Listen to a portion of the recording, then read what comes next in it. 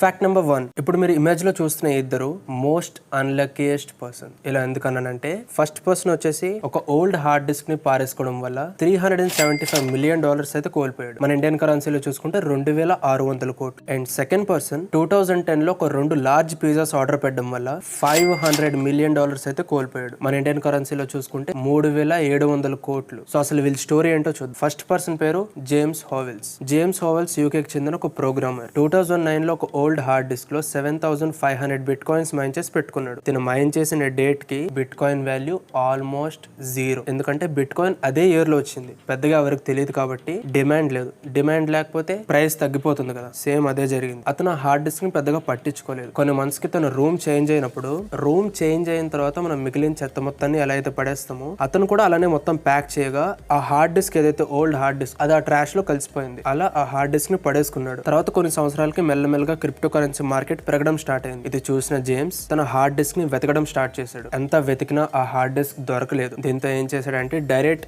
Newport city council కి వెళ్ళి ఒక ఆఫర్ ఇచ్చాడు. నాకు మీరు నా పాత హార్డ్ డిస్క్ ని వెతికి పెడితే నేను మీకు $70 మిలియన్ ఇస్తా అని డీల్ కుదుర్చుకున్నాడు. $70 మిలియన్ అంటే మన ఇండియన్ కరెన్సీలో 500 కోట్లు. అంత ఎందుకు ఇస్తా అన్నాడంటే ఈ డేట్ కి 7500 బిట్ కాయిన్స్ వాల్యూ 2700 కోట్లు. కానీ ఎంత వెతికినా ఆ హార్డ్ డిస్క్ అయితే దొరకలేదు. చూడండి ఎంత అన్లక్కీ. అండ్ సెకండ్ పర్సన్ పేరు వచ్చేసి లాజ్లో హెన్జియాక్ కాలిఫోర్నియాకి సంబంధించిన స్టూడెంట్. 2010 లో లాజ్లో దగ్గర 10,000 బిట్ కాయిన్స్ అయితే ఉన్నాయి. మనకి ఇప్పుడు ఎలా అయితే టెలిగ్రామ్ లో పర్టికులర్ టాపిక్ గురించి సపరేట్ గ్రూప్స్ ఉన్నాయో అప్పట్లో ఇంటర్నెట్ ఫోరమ్స్ ఉండేవి. అలా ఒక క్రిప్టో కరెన్సీ ఫోరం లో తను ఒక మెసేజ్ పెట్టాడు. ఏమనంటే నా దగ్గర 10,000 బిట్ కాయిన్స్ అయితే ఉన్నాయి, దీన్ని ఎక్స్చేంజ్ చేసి ఎవరైనా నాకు పిజ్జాస్ ఇవ్వండి అని. అలానే దాని కింద తనకి పిజ్జా మీద ఏవైతే టాపింగ్స్ కావాలో ఆ టాపింగ్స్ అన్ని యాడ్ చేశాడు. ఎవరైనా ఒకవేళ ఈ డీల్ కి ఇంట్రెస్టెడ్ ఉంటే నాకు పింక్ చేయండి, మనం డీల్ ని ఫైనలైజ్ చేద్దామని మెసేజ్ పెట్టాడు. అమెరికన్ రెస్టారెంట్ అయిన పాపా జాన్స్ కి డీల్ బాగా నచ్చింది. దాంతో ఒక లార్జ్ పిజ్జా కి 5000 బిట్ కాయిన్స్ చొప్పున 2 లార్జ్ పిజ్జాస్ అయితే తనకు డెలివరీ చేశారు. అలానే తను కూడా 10,000 బిట్ కాయిన్స్ ఏవైతే ఉన్నాయో వీళ్ళకి ట్రాన్స్ఫర్ చేసేసాడు. ఒకవేళ తను 10,000 బిట్ కాయిన్స్ వాళ్ళకి ఇవ్వకుండా పిజ్జాస్ కొనకుండా ఉండుంటే ఇప్పుడు తన దగ్గర $500 మిలియన్ ఉండేవి. అంటే ఆల్మోస్ట్ 3600 కోట్లు. అయినా పాపం వాళ్ళకేం తెలుసులేండి క్రిప్టో కరెన్సీ మార్కెట్ ఎంతగా పెరుగుతుందని. వాళ్ళకి 2 ఇన్సిడెంట్స్ గుర్తొచ్చినప్పుడు వాళ్ళ రియాక్షన్ ఎలా ఉంటుందో ఒకసారి చూడాలని ఉంది.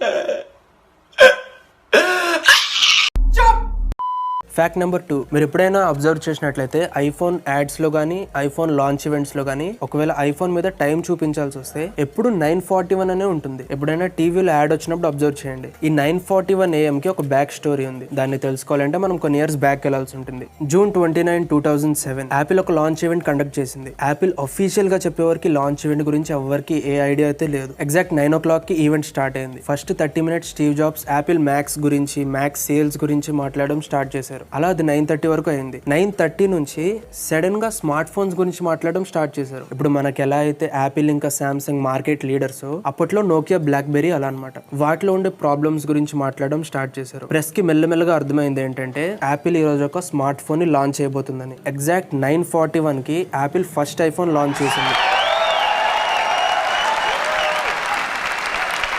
And we are calling it iPhone.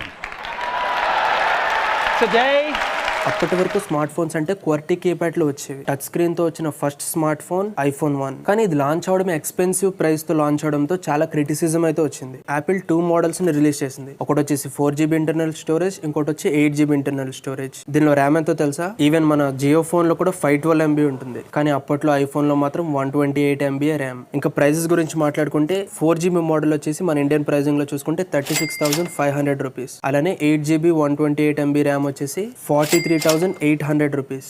ఒక ఫోన్ కి 36,000 అంటే అప్పట్లో చాలా చాలా ఎక్కువ. అప్పట్లో ఎనలిస్ట్ లెవెల్ అయితే ఉన్నారో ఐఫోన్ సక్సెస్ అవ్వకపోవడానికి ఛాన్సెస్ ఎక్కువ ఉన్నాయని చెప్పారు. కానీ 1 year లోనే ఆల్మోస్ట్ 60 lakh ఐఫోన్స్ అయితే అమ్ముడుపోయాయి. అలా ఇది ఒక హ్యూజ్ సక్సెస్ గా మారింది. దీని సక్సెస్ తో ఏదైతే 9:41 లాంచ్ టైం ఉందో దాన్ని ఒక లక్కీ సింబల్ గా ప్రతి ఐఫోన్ యాడ్ లో, అలానే ఏదైనా లాంచ్ ఈవెంట్ అయితే దానిలో ఒకవేళ టైం చూపించాల్సి వస్తే 9:41 చూపిస్తారు. ఫ్యాక్ట్ నెంబర్ 3, ఇప్పట్లో మనకి కెమెరా లేటెన్సీ చాలా తక్కువ. దీనికి బెస్ట్ ఎగ్జాంపుల్ మన ట్రాఫిక్ పోలీసులు. మనం నింజా H2R బండి హై స్పీడ్ లో వెళ్ళినా సరే క్లియర్ గా ఫోటో కొట్టి చలాన్ వేస్తారు కదా, ఎందుకంటే ఇది ఇప్పటి టెక్నాలజీ. కానీ 1826 లో కెమెరా లేటెన్సీ ఎంతో తెలుసా? 8 అవర్స్. అంటే మీరు ఒక ఫోటో తీయించుకోవాలంటే స్టూడియోకి వెళ్ళి చైర్ మీద 8 అవర్స్ స్ట్రైట్ గా కూర్చోవాలి స్టాచ్యూ లాగా. సో ఒక కెమెరా పిక్చర్ క్లిక్ చేయడానికి 8 అవర్స్ పట్టేది 1826 లో. కానీ 1839 కి ఏదైతే 8 అవర్స్ టైం ఉందో నేను 15 మినిట్స్ చేసేసారు. 8 అవర్స్ నుంచి 15 మినిట్స్ అంటే అది చాలా పెద్ద డిఫరెన్స్. అదే 15 మినిట్స్ లేటెన్సీ ఇప్పట్లో ఉండుంటే మనం 30 స్పీడ్ లోనే ట్రాఫిక్ పోలీస్ చుట్టూరు రౌండ్స్ కొడుతుండేవాళ్ళం.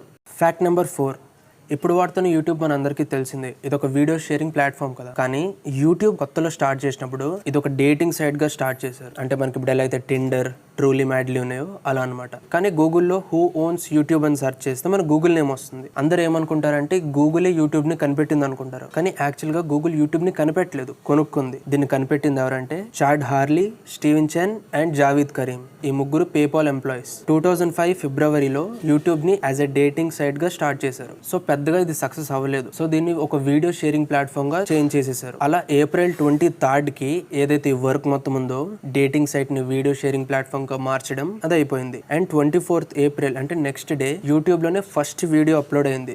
దాని టైటిల్ ఏంటంటే మీ ఎట్ జూ. దీన్ని జావీద్ యూట్యూబ్ ఛానల్ లో స్టార్ట్ చేశారు. అండ్ ఫన్ ఫ్యాక్ట్ ఏంటంటే ఇప్పుడు కూడా యూట్యూబ్ లో వీడియో ఉంది. ఒకవేళ మీరు చూడాలనుకుంటే లింక్ డిస్క్రిప్షన్ లో ఇస్తాను, అక్కడ నుంచి మీరు చూడొచ్చు. అలా గూగుల్ కి ఐడియా నచ్చి 2006 లో $1.65 బిలియన్ ఇచ్చి కొనుక్కుంది. మన ఇండియన్ కరెన్సీలో చూసుకుంటే అప్రాక్స్ 12,000 కోట్లు. అందుకే గూగుల్లో హూ ఓన్స్ యూట్యూబ్ అంటే గూగుల్ పేరు వస్తుంది. కానీ యాక్చువల్ గా దీన్ని కనిపెట్టింది వీళ్ళు ముగ్గురు.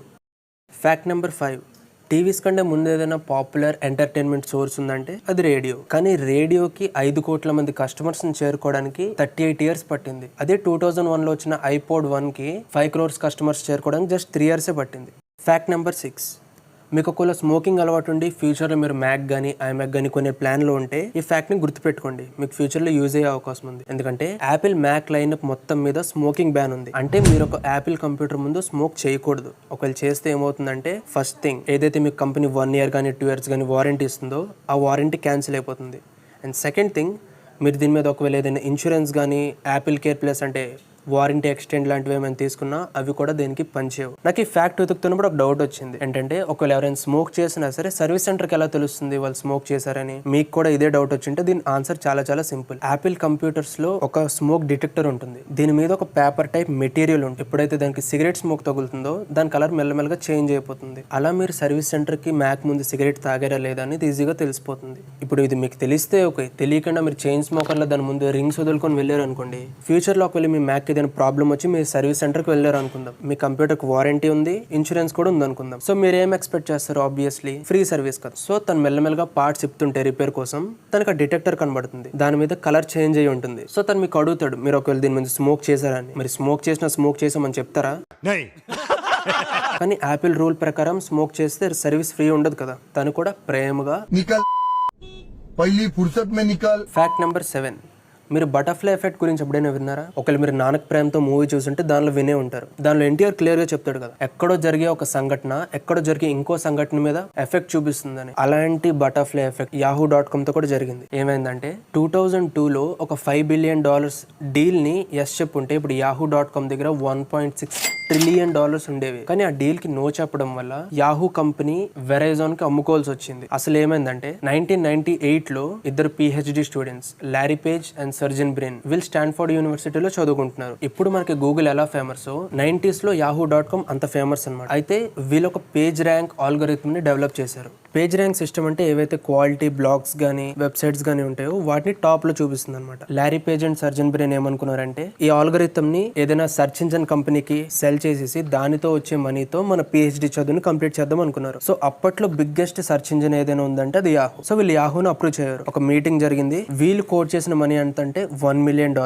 $1 మిలియన్ కి పేజ్ ర్యాంక్ ఆల్గోరిథం ని యాహూకి అమ్మేద్దాం అనుకున్నారు. కానీ యాహూకి ఆ డీల్ నచ్చలేదు. దాంతో వీళ్ళేం చేశారంటే వాళ్ళ చదువుని మధ్యలోనే ఆపేసి గూగుల్ అనే అనే ఒక సెర్చ్ ఇంజిన్ స్టార్ట్ చేశారు. దానిలో వీళ్ళు కనిపెట్టిన పేజ్ ర్యాంక్ ఆల్గోరిథం ని ఇంటిగ్రేట్ చేశారు. దానితో గూగుల్ తక్కువ టైంలోనే చాలా బాగా హిట్ అయింది. ఇయర్ 2002 70% సెర్చెస్ యాహూలో జరిగితే 30% సెర్చెస్ గూగుల్ జరుగుతున్నాయి. యాహూకి మెల్లిమెల్లిగా అర్థమవుతుంది గూగుల్ తన కాంపిటీషన్ కి వస్తుంది అని. సో దీంతో ఏం చేసిందంటే గూగుల్ ని ఎలా అయినా సరే కొనేద్దామని ఒక మీటింగ్ కండక్ట్ చేసింది. దానిలో వీళ్ళు ఆఫర్ చేసిన ప్రైస్ $3 బిలియన్.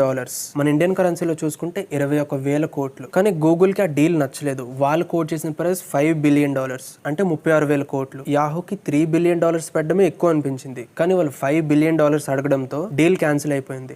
ఇప్పుడు ఈ గేమ్ లోకి సుందర్ పిచై ఎంటర్ అయ్యారు. Google maps, Google lens, Gmail, chrome, ఇలా గూగుల్ ఏ ప్రోడక్ట్ చూసుకున్నా సరే దానిలో మేజర్ రోల్ ఎవరిదైనా ఉందంటే అది మన సుందర్ పిచాయ్ది. దాంతో 2002లో $5 బిలియన్ వాల్యూతో ఉన్న గూగుల్ కంపెనీ వాల్యూ ఇప్పుడు ఎంతో తెలుసా? Almost $1.682 trillion. దాన్ని ఇప్పుడు నేను క్రోర్స్లో చెప్పలేను, కానీ వీడియో పాజ్ చేసి మీరే లెక్క పెట్టుకోండి, 1s, 10s, 100s, 1000s అని. Fact number 8, HP, Google, Apple ఇవన్నీ మనకు ఐటీ కంపెనీస్ అని తెలుసు. కానీ ఇవి కాకుండా వీటన్నిటిలో ఒక కామన్ థింగ్ ఉంది. ఏంటంటే ఇప్పట్లో ఇవి $1 బిలియన్ కంపెనీసే. ఇనీషియల్ డేస్ లో వీళ్ళ దగ్గర కంపెనీ స్టార్ట్ చేసినా సరే ఒక ఆఫీస్ పెట్టడానికి కూడా డబ్బులు లేవు. దాంతో ఇంటి బయట ఉండే గరాజెస్ లో వీళ్ళ కంపెనీస్ స్టార్ట్ చేశారు. ఫస్ట్ పిక్చర్ లో మీకు కనిపిస్తుంది యాపిల్ కంపెనీ, సెకండ్ పిక్చర్ లో మీకు కనిపిస్తుంది గూగుల్, అండ్ థర్డ్ పిక్చర్లో మీకు కనిపిస్తుంది HP. And the last fact number 10. మీకు ఎప్పుడైనా ఒక డౌట్ వచ్చిందా? మనం ఇంటర్నెట్ని వాడుతున్నాం కదా, ఇది ఆల్మోస్ట్ మనం ఎంత సెర్చ్ చేసినా సరే వస్తూనే ఉంటుంది. సైజ్ చూసుకుంటే ఇంటర్నెట్ది 33 zettabytes. 1 zettabyte అంటే 1,00,000 కోట్ల జీబీ. ఇంకా 33 అంటే దాని క్యాల్కులేటర్ కూడా అన్ని సున్నాలు చూపించలేదేమో. అండ్ ఇంకో విషయం ఏంటంటే మీరు రజనీకాంత్ రోబో సినిమా చూసే ఉంటారు కదా, దానిలో చిట్టి ఇంట్రొడక్షన్ సీన్ లో ఒక డైలాగ్ ఉంటుంది. Welcome to this world. Hello world, I am Robo. Speed 1 terahertz, memory 1 zettabyte. దీనిలో మనకి 1 zettabyte అంటే తెలుసు, 1,00,000 కోట్ల జీబీ అని. అంటే చిట్టి 1,00,000 కోట్ల జీబీ వరకు ఫైల్స్ ని తన మైండ్ లో పెట్టుకోగలడు. అండ్ ఇదోకే, మరి 1 terahertz అంటే ఇక్కడ డైలాగ్ లోనే ఉంది కదా స్పీడ్ అని. స్పీడ్ 1 terahertz అంటే దీన్ని మీకు ఈజీగా ఎక్స్ప్లెయిన్ చేయడానికి ట్రై చేస్తాను, కొంచెం కాన్సన్ట్రేషన్ తో వినండి. మనకి 1 జీబీలో ఎలా అయితే 1024 MB ఉంటుందో అలానే 1 terahertz లో 1000 GHz ఉంటుంది. యాపిల్ తయారు చేసిన costliest and most powerful computers లో మ్యాక్ ప్రో ఒకటి. దాని క్లాక్ స్పీడ్ వచ్చేసి 4 GHz. దీని ప్రకారం చూసుకుంటే యాపిల్ మ్యాక్ ప్రోస్ 250 కలిపితే ఎంత ఫాస్ట్ గా పనిచేస్తాయో మన చిట్టి బ్రెయిన్ కూడా సేమ్ ఫాస్ట్ గా పనిచేస్తుంది. ఈ లెక్కలో చూసుకుంటే మనకి 12,50,00,000 ఖర్చు అవుతుంది చిట్టి బ్రెయిన్ ని తయారు చేయాలంటే. ఇప్పుడు ఇక్కడ కంప్యూటర్స్ మీద ఎవరికైతే కొంచెం నాలెడ్జ్ ఉందో వాళ్ళకి క్వశ్చన్ రేజ్ అవుతుంది. ఏంటంటే 3 GHz, 4 GHz CPU చాలా హీట్ అయిపోతుంది. అలాంటిది 1 terahertz అంటే దాన్ని తయారు చేయడం first of all impossible, and దాన్ని కూల్ చేయడం ఇస్ నెక్స్ట్ టు ఇంపాసిబుల్. కానీ ఏం చేస్తాం, మూవీస్ అంటేనే మ్యాజిక్ కదా, ఇంకా మనం దానిలో లాజిక్స్ వెతికితే ఇంకా లాస్ట్కి మిగిలేది బంచిక్. ఈ వీడియో కింద నెక్స్ట్ ఎపిసోడ్లో ఇంకొన్ని ఇంట్రెస్టింగ్ ఫ్యాక్ట్స్ గురించి మాట్లాడుకుందాం. వీటన్నిటి నోటిఫికేషన్స్ మీకు కావాలంటే ఛానల్ని సబ్స్క్రైబ్ చేసుకోండి. And finally thanks for watching.